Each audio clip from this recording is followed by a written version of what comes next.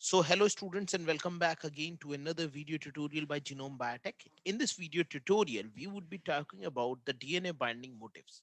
Now, what are motifs?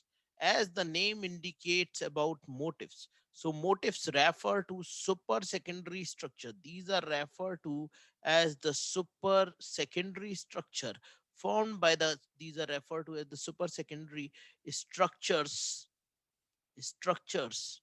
formed by the combination of alpha helix and beta plated sheet structure formed by the combination of formed by the combination of by the combination of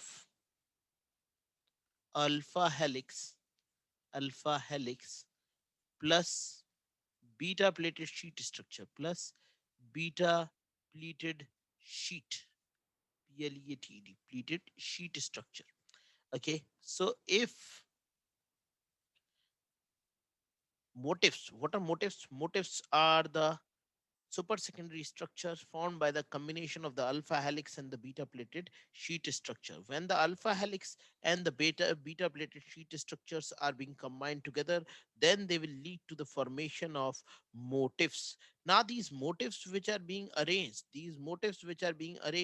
is a type of proteins, okay, that helps in the binding to the DNA molecule. Now supposingly there is a double stranded DNA molecule. Now, this is a double stranded DNA molecule. There are several consensus sequences present over this double stranded DNA molecule.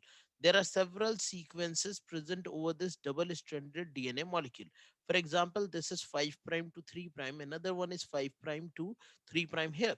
These these DNA molecule contain certain consensus DNA sequences, and those consensus DNA sequences are present in the form of promoter sequences.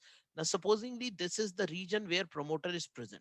Okay, so this promoter is the site where several different types of proteins are going to bind, especially the protein that is referred to as the RNA polymerase. So RNA polymerase is going to bind at this particular site, and then it is going to induce the process of transcription. It will induces transcription induces transcription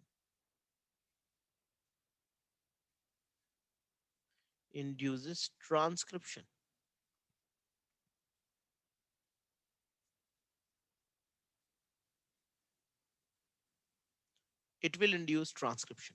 When the protein will induce transcription, it will lead to the formation of an RNA molecule. Okay, this would be an RNA molecule that would be produced. And this RNA molecule that would be produced could be an hnRNA or could be an RNA molecule. hnRNA or could be an mRNA molecule depending upon the factors which are being involved. So proteins always tends to bind to the DNA molecules in order to activate the process of gene transcription. In order to inactivate the gene for the process of transcription, for the process of expression of a particular gene. Okay, so those proteins which binds to the DNA, those are referred to as specific motifs. Okay, those are referred to as DNA binding motifs. Okay, now please have a look. So DNA binding proteins are also referred to as transcription factors. These DNA binding proteins are also referred to as the transcription factor, recognizes and binds a short nucleotide sequence as a result of extensive complementarity between the surfaces of the protein and surfaces features of the double helix in the region of binding. A DNA binding motifs permit specific binding of the DNA binding proteins to its target sequence. So DNA binding motifs refers to a protein that helps in the binding of the DNA to its specific target DNA sequences. So DNA binding motifs binds to specific targets proteins. Now, how can you determine where this particular protein is going to bind? Whether the protein is going to bind at this particular site, or the protein is going to bind at this particular site, or there would be another site where the protein is going to bind. The binding of the protein to the DNA can be determined with the help of DNA footprinting assay. This is also important. Please do note it down. See, the binding of a protein. The binding of a protein to the specific site on the DNA can be determined by DNA footprinting assay. Footprinting assay. This is important. The binding of a protein to the specific site on the DNA can be determined with the help of a method that is referred to as DNA footprinting assays. And this DNA footprinting assay can be used to determine where the protein is binding over the DNA molecule. Kindly note it down. Next, now the protein motifs can be categorized into several different types on the basis of their consensus sequences which are present. They can be categorized into the following different types. They could be called as the Leucine Zipper, the Halextron Halix motifs, okay, the Halextron Halix, Helix loop Helix, the zinc finger motifs, etc. Now we have to look at the Halextron Halix motif. Now, what is this Halextron Halix motifs? How the Halextron Halix motifs are being organized? So that we are going to look forward. Now, kindly have a look at it. So when you are going to talk about the helix turn helix motifs, the helix turn helix motif is a specialized type of motif which is used to bind to the double-stranded DNA molecule. Now see, this is a double-stranded DNA molecule. It is a double-stranded DNA molecule. This is a double-stranded DNA molecule. Here you can find this is one strand of the DNA and this is the other strand of the DNA.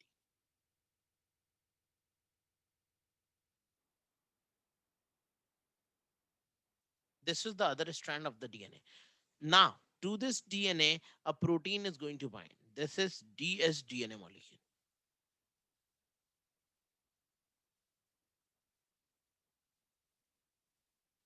This is 5 prime. This is 3 prime. This is 5 prime and this would be the 3 prime.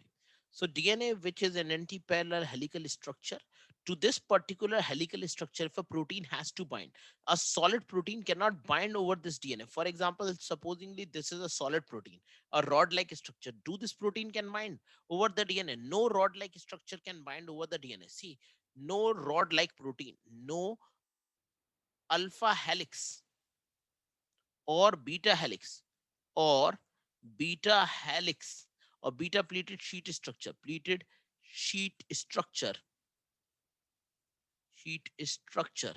can bind to the can bind to the dsDNA molecule. Okay, no alpha helix or beta plated sheet structure can bind to the dsDNA molecule. Thus thus for effective binding thus for effective binding to take place thus for effective binding to take place binding to take place combination of alpha helix and beta plated sheet structures are used. Alpha combination of alpha helix combination of alpha and alpha helix and beta plated sheet is used, and beta pleated sheet is used pleated sheet is used. So a combination of this is used. So we would be using a combination of the alpha helix and the beta plated sheet structure. So its combination can be effectively used. So here what you are going to find is that the combination of alpha helix and beta plated sheets are being used. So this is referred to as beta plated sheet, this is referred to as the beta plated sheet, and this is referred to as the alpha helix. So beta and alpha helix is being used here. Okay, so helix turn helix motifs, or we can use the motifs being like alpha helix and a turn. Okay, so we can also make it alpha helix and a turn could be used. And the turn, most important turn in the protein structure are the gamma turns. You can look here that, see, just take a rod like structure, take another rod like structure, and then make another rod like structure. And this rod, these structures can effectively be used to bind to a double stranded DNA molecule. Now, supposingly, this is a double stranded DNA molecule. This is a double stranded DNA molecule. Now, to this double stranded DNA molecules, the motifs are going to be bounded. The motifs are going to be bounded. Now, see this. This is it. How these motifs are being arranged. See this. It is binding over the protein. This is what I'm going to show. And this red color is behind. So this is how motifs have been bounded over the DNA molecule. This is in what manner the motifs are going to be bounded over the DNA molecule. So a 3-rod shaped structure could be used to bind to the DNA, and to this motif another very large structural proteins will bind. To this motif proteins will bind. Okay. So motif is actually a part of protein. Motif is nothing else. It is a part, it is a segment of protein. It is just a segment of protein which is going to help in the binding of protein to the DNA molecule. Okay, so motif just helps in the binding of protein to the dsDNA molecule, and this is referred to as dsDNA. This is how the binding takes place. Now what we have to understand is, how does these motifs function, in what manner the function of the motifs are going to be influenced. So let us have a view of how these motifs are going to function. So just having a view about the DNA binding motifs. So what are these DNA binding motifs, and how does these DNA binding motifs work? So let us have a view. We know that in order for transcription to start, we need the minimal requirement of general transcription factors. Now, in order for the transcription to take place, at least some of the factors are being required. Now, supposingly this is a long chain of the DNA molecule. Supposingly this is a very long chain of the DNA molecule. Now, there would be region present over the DNA that would be referred to as the promoter region. Now, supposingly this is the region that is commonly called as the promoter region. Okay, this is the promoter region. To this promoter region, a molecule of RNA polymerase is going to bind. Okay, so this is the RNA polymerase that I'm going to try to bind it out. And this is the carboxy terminal domain of the RNA polymerase. So RNA polymerase is going to bind to specific sites, and those sites are commonly referred to as the promoter regions. So RNA polymerase recognizes the promoter region. See what happens in the case of a eukaryote. In case of eukaryotes, in case of eukaryotic transcription, the promoters are weak. The promoters are weak in nature, and so cannot directly transcribe the DNA. Transcribe the DNA molecules. And so cannot directly transcribe the DNA molecules. Instead, these requires an additional transcriptional factors for the same. And these transcription factors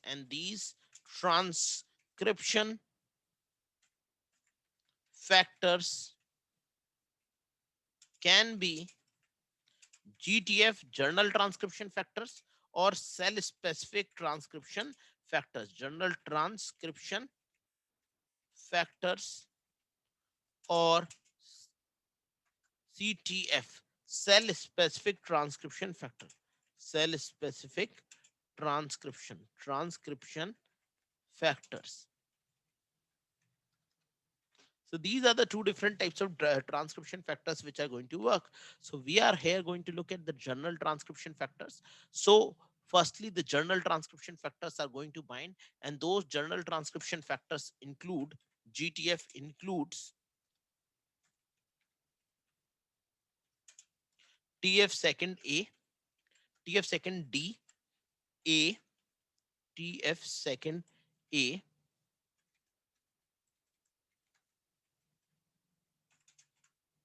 B, F, E, and H. E, and H. So these are the different types of the general transcription factors that are going to be functional. The TF, it is the TF second, it is the TF second H that acts as an helicase, that acts as an helicase causes the melting of the dsDNA and initiates the process of transcription, the process of transcription. So let us begin that how does the transcription is going to be initiated in this chemical reaction. Please have a view. Okay, so we can start this.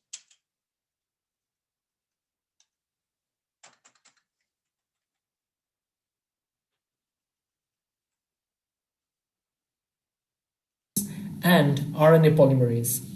Apart from general transcription factor, there are other transcription factors known as specialized transcription factor, which binds to specific regions on the DNA and recruits activator or repressor and thereby regulating the transcription. Now, how a transcription factor binds to the DNA is a question of interest. It turns out that in transcription factor, there are specific DNA binding motifs which ensures the specificity of that specialized transcription factor to bind in a sequence specific manner and thereby activating or repressing transcription. In this video, we would get an overview of several DNA binding motifs used by the transcription factors to bind to the DNA. First, we would talk about Halextron Helix motif or HTH motif. Now, HTH motif has two alpha helix followed by a beta turn and it binds to the major groove of the DNA.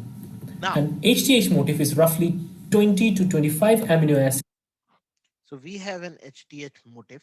What do you mean by an HTH motif? HTH motif refers to an helix turn helix motifs. As I have already told you, this is the alpha helix that is present. Then there is the turn, and then there is an alpha helix that is present. So there are three things which are present. One is one is helix, another one is turn, and the third one is referred to as the helix motif. Okay, these are the three different components which are present in it. So you can look at these three components. This is the helix that is present, this is the alpha helix here, and then you have your turn, and then you have your another alpha helix. So this helix turn helix is going to bind to specific region over the DNA, and this region could be a promoter,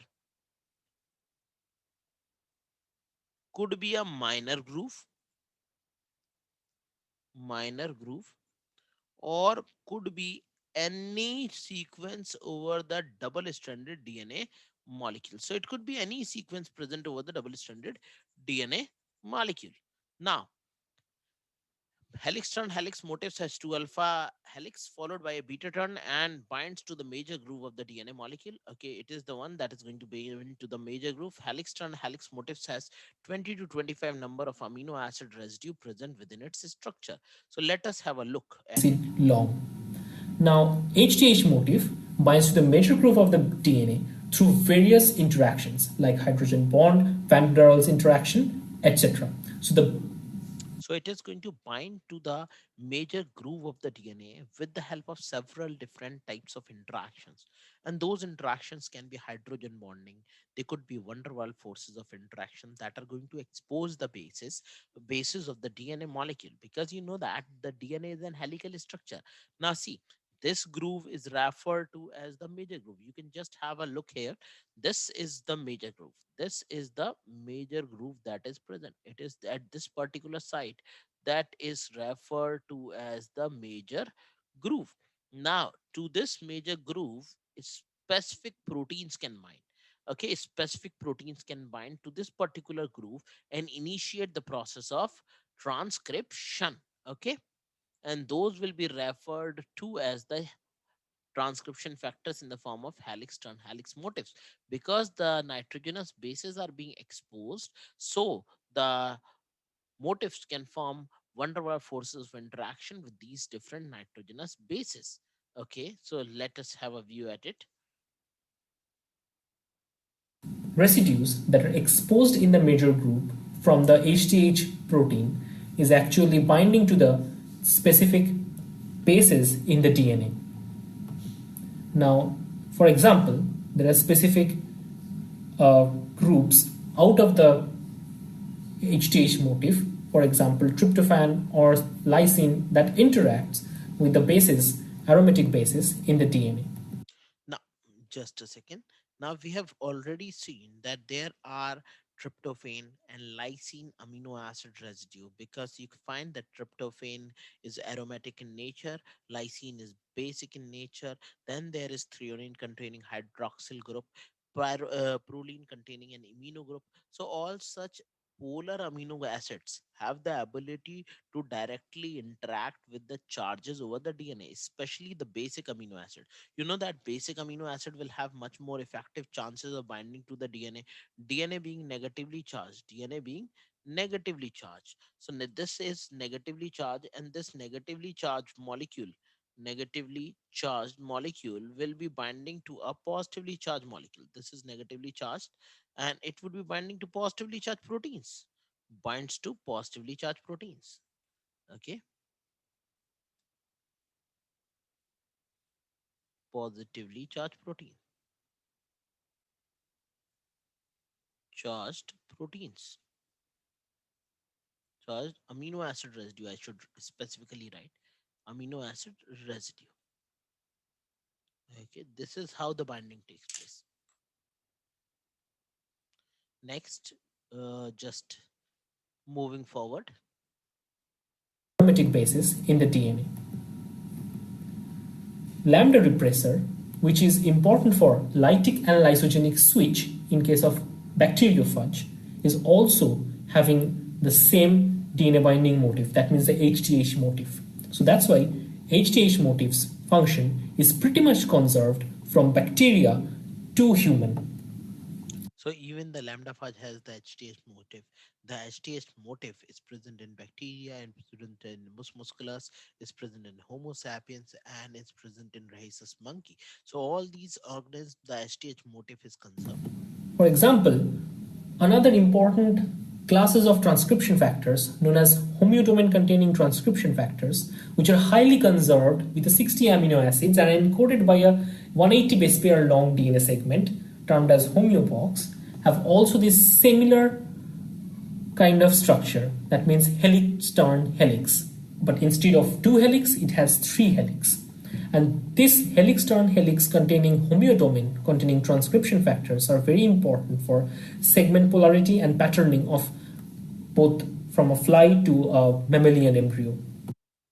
Now you know that there is a class of genes that are referred to as homeotic genes. Homeotic genes are a class of genes that are having the homeo box present within themselves. So there is a very specific class of genes, and those are referred to as the homeotic genes. Homeotic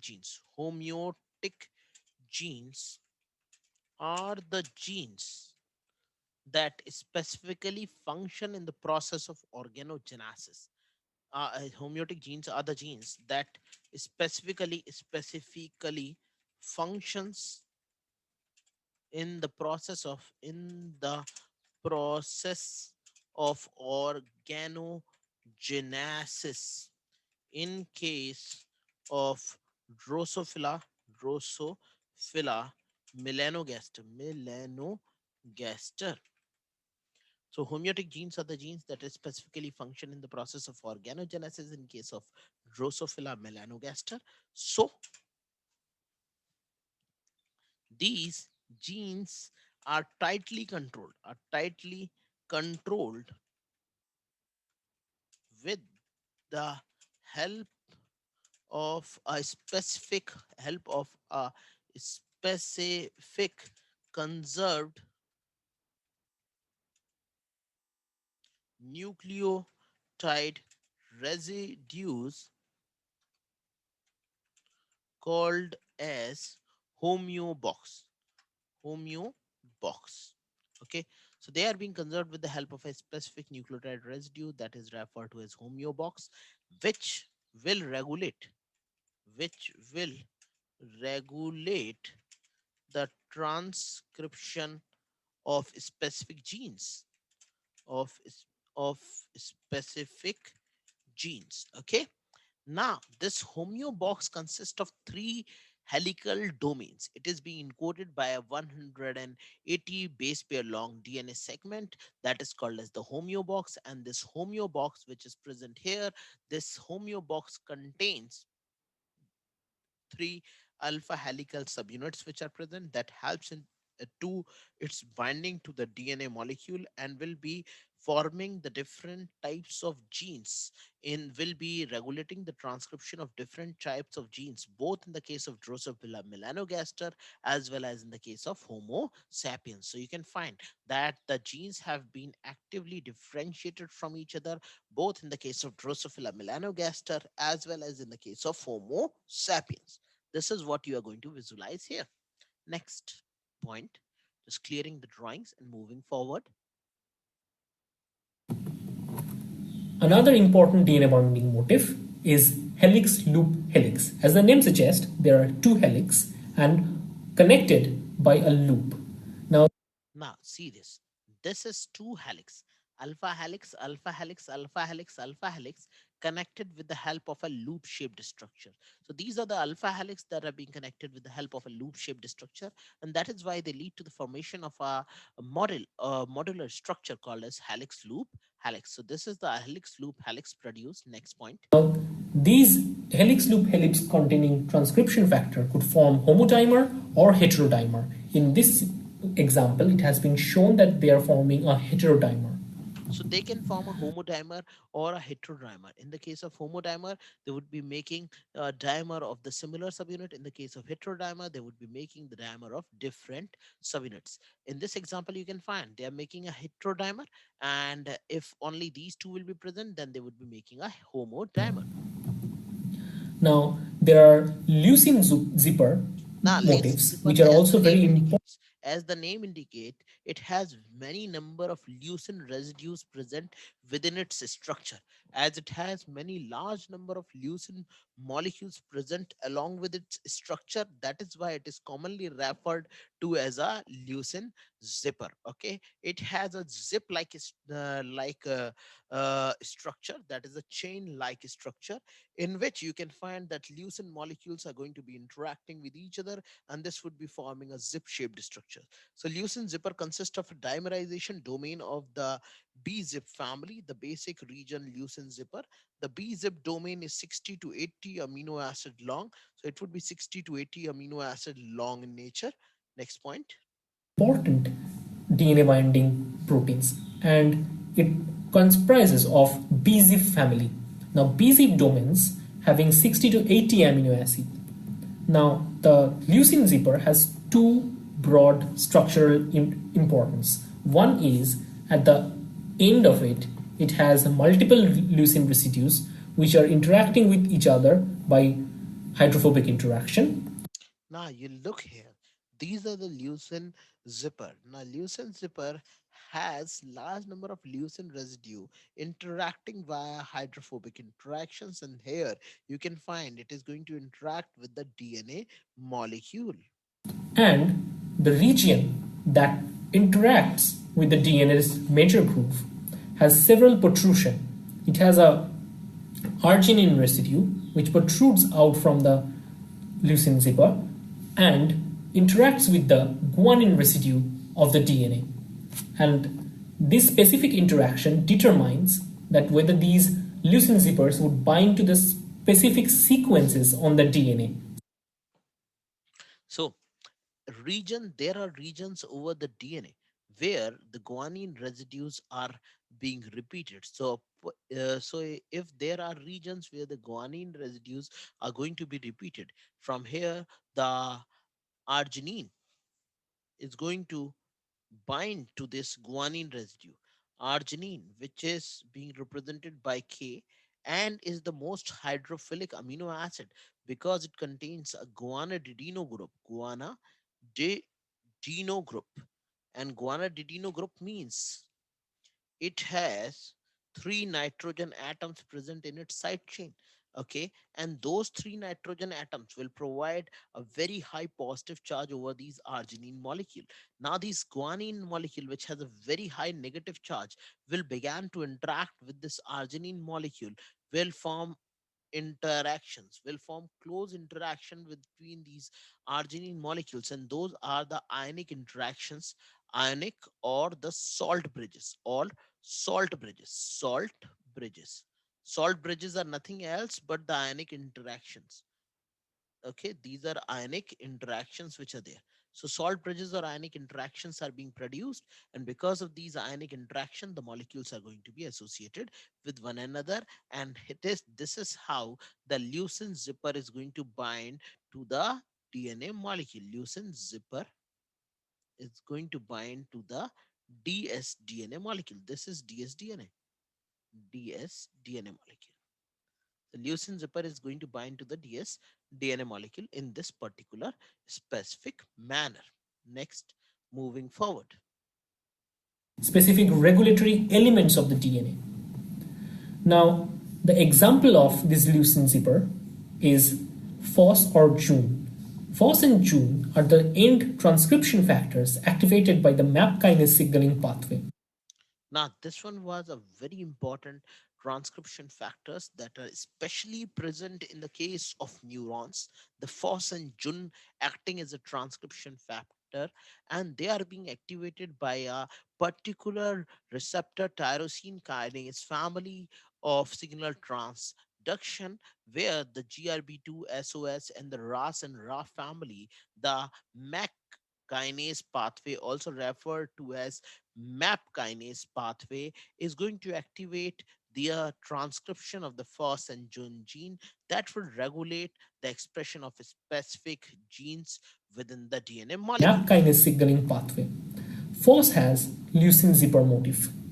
Not only Phos, Jun, CEBP all has this same leucine zipper DNA binding motif, and thereby they interact to specific AP1 family of transcription binding region. So they, along with the E or the C or EBP protein, the Jun and the Phos, all possess the same type of the leucine zipper, and they are going to bind to specific regions over the DNA molecules. Those regions will be guanine rich. Now another important motif is the zinc finger motif. Zinc finger motif, as Now, the name as the name of the zinc finger motif is being, and as this finger motifs has been named, so it possesses a zinc molecule present at its active site. Okay, so here a zinc finger is a DNA binding motifs which contains Halix, and in which coordination of one or more Halix or zinc ion is taking place in order to stabilizes the fold. So this is how the folding of the protein has been stabilized. name suggests, it has one or more than one zinc ion coordinated by several aromatic groups protruding out of these multiple alpha helix and beta turns. So there are several zinc ions that are being bounded by these protruding groups, and this, it is this zinc molecule that will help in interaction with the DNA molecules, and that is why it is commonly referred to as the zinc finger motif. Next. So these also bind to the major groove of the DNA, and the specific amino acids which are protruding out of these helices or beta plated sheets, they interact with the DNA. They interact with the specific bases of the DNA and ensures that the specificity of binding is maintained. Now, example of these zinc finger are steroid receptors and thyroid hormone receptors. Thyroid hormone receptor is it's a nuclear receptor. That means it's present in the nucleus. Once thyroid binds, it activates or represses transcription by interaction with co-activator and co-repressor. Now, this thyroid hormone receptor has zinc finger as DNA binding motif. Now, as you know that thyroid hormone is hydrophobic in nature, so it has the ability to transfer through the plasma membrane. It has a hormone responding element that is present here within the cytosol. This hormone responding element actually possesses a specific type of motif, and that is referred to as the zinc finger motif. Now, this zinc finger motifs, which will bind to specific site over the DNA molecule and will initiate the cross process of transcription. The hormone response element will bind, will be dimerized, move to the DNA, and will initiate the process of transcription. How? And this zinc finger has specific 2 cysteine and 2 histidine residues that interacts with specific region of the DNA known as thyroid response element. And the specificity of the binding is ensured by specific amino acids protruding out of the zinc finger. And thereby, the zinc finger containing thyroid receptor, which is a nuclear transcription factor, can bind to the thyroid responsive element and give rise to transcription. So that was an overview of all the DNA binding motifs and the most common DNA binding motifs. If you like my video, give it a quick thumbs up. Don't forget to like, share. So you can like, share, and subscribe all these videos. Okay, so now we are going to move back to the Pathfinder, and here we are. So we would be talking just about all these different types of motifs. This one was the animation about all these motifs. Now what we have to see is, now, in this particular point, we must visualize how all these structures have been arranged. So the first one is the Halextron Halix motif. Now, in the case of Halextron Halix motif is present in many prokaryotic, eukaryotic DNA binding motifs.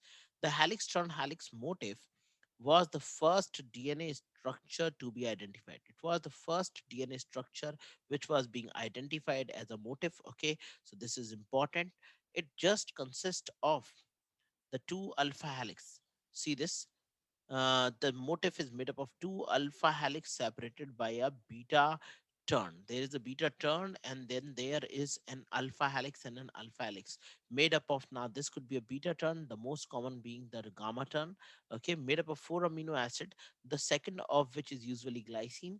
Then in turn, in conjugation with the first alpha helix, position the second alpha helix on the surface of the protein. The second alpha helix is commonly referred to as the recognition helix. This first helix and the second helix. The second helix is commonly referred to as the recognition helix that will recognize specific nucleotide sequences. The Halextron helix motif usually 20 or so amino acid long, and so is just a small part of the protein on a whole. Many prokaryotic and eukaryotic DNA binding proteins utilize helix turn helix motif within their structure. So this is one of the most conserved motif present in all structures. Now, homeodomain, I have already told you, is an extension of helix turn helix motifs. It is present within the homeotic genes and contains and binds to a 180 base pair long DNA sequence. This 180 base pair long DNA sequence is commonly referred to as the Homeobox sequence, which forms four alpha helix, which forms an alpha helix separated by a beta turn. Okay. Now, helix loop helix, you can find that this is the helix loop helix motif. Now, that this one was helix turn helix, so this is a turn, and here there is a more compact structure that is referred to as a loop, which is present in between the two helical regions. The helix loop helix domain is involved in protein dimerization, so it is going to catalyze the protein dimerization. Protein is going to be dimerized. The helix loop helix motif is composed of two regions of the alpha helix present within itself. It consists of two regions of alpha helix separated by a variable length region, which is commonly referred to as a loop. Okay, so there are two regions of alpha helix. This is alpha helix, and then there is another region of alpha helix that is present, and between these two regions of the alpha helix there is a loop which is present, and this is referred to as the loop. That is why the structure is commonly called as helix loop helix motif. The motif is quite similar to the Halextron Halix motif found in several prokaryotic transcription factors such as CRP proteins involved in the regulation of the lycopene. The helix loop helix motif mediate both DNA binding and protein dimerization. It permits occasional home heterodimer formation. It is the one that would be promoting the heterodimer production or the heterodimer formation that is going to take place. Now, next point, Leucine zipper, as I have already told you, this consists of several number of hydrophobic leucine molecules which have been joined, which are interacting with each other, and this central region is highly hydrophobic. Hydrophobic central region, hydrophobic.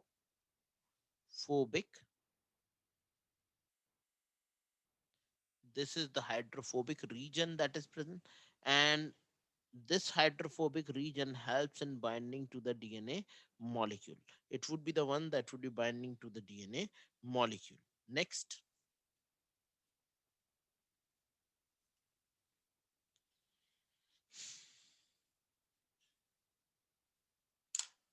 next.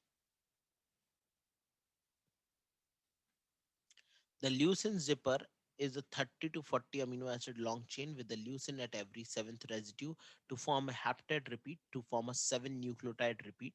The zipper region forms an amphipathic alpha helix with the leucine and other hydrophobic residues arranged along one surface. So the leucine and several different types of hydrophobic amino acid residues will be arranged over a particular surface.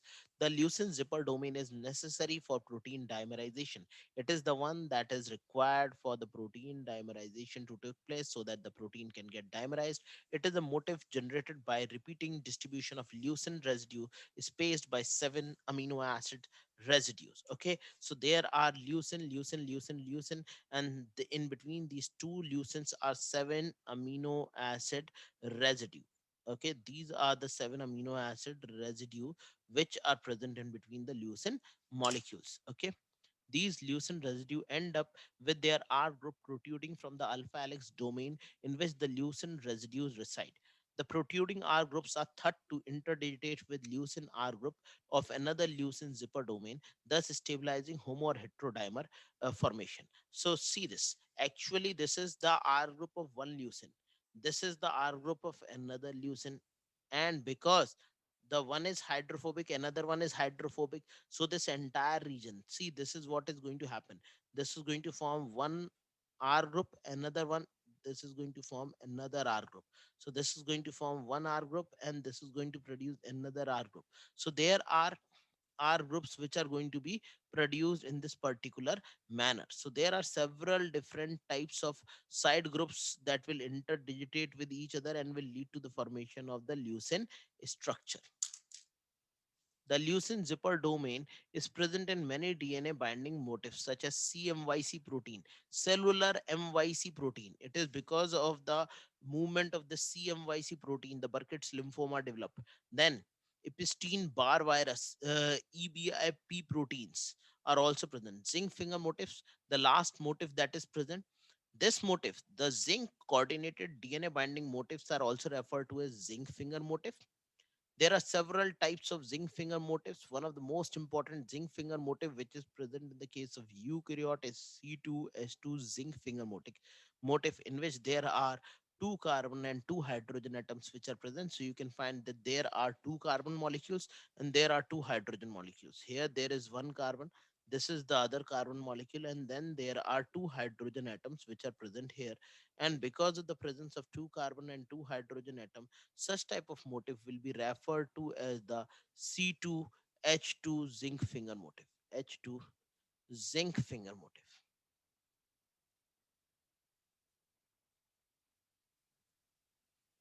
Finger motif. This is the C2H2 zinc finger motif that is going to be present. Okay, which was first discovered in the transcription factor TF3A that regulate the transcription of 5S rRNA present on chromosome number 1. Protein of the steroid hormone family of transcription factor also contain the zinc finger motif. This class of zinc finger motifs occurs in cluster Okay, the zinc is essential for the correct folding of the for the DNA binding to take place. NMR and X-ray studies have shown that the zinc finger motif C2H2 finger is a compact globular domain consisting of 12 residues, alpha helix packed in an irregular beta plated sheet structure. So it consists of alpha helix packed along with the beta plated sheet structure, and it is this zinc finger that is going to interact with the double stranded DNA molecule. Okay, so this would be the double stranded DNA molecule, something like this.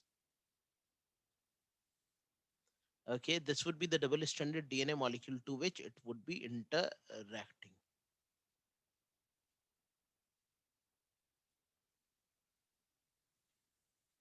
Okay, this is the dsDNA molecule through which this particular molecule will be interacting.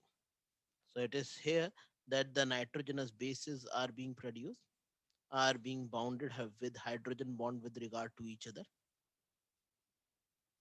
and zinc finger motif is going to interact with this particular region. So this is how zinc finger motif is present and are being associated with the 5s rRNA molecules. So that's all for all the different types of motifs which are present. Just to have a summary of all of them: Halextron Halix motif is present in E. coli, it is present in lac repressor, it is present in phages, mammals. Zinc finger motif is present in yeast, Xenopus oocyte, mammals. Leucine zipper is present in FOS, Jun, CRE binding protein, CMYC protein, etc. So these are all the different types of organisms in which different types of recept regulatory proteins are present. So from tomorrow we would be starting about the antibiotics inhibitors of transcription and about RNA processing. That's all for today. Hope you had enjoyed the lecture, and tomorrow there would be more students joining. Thank you. Thanks a lot for attending the class. That's all for today.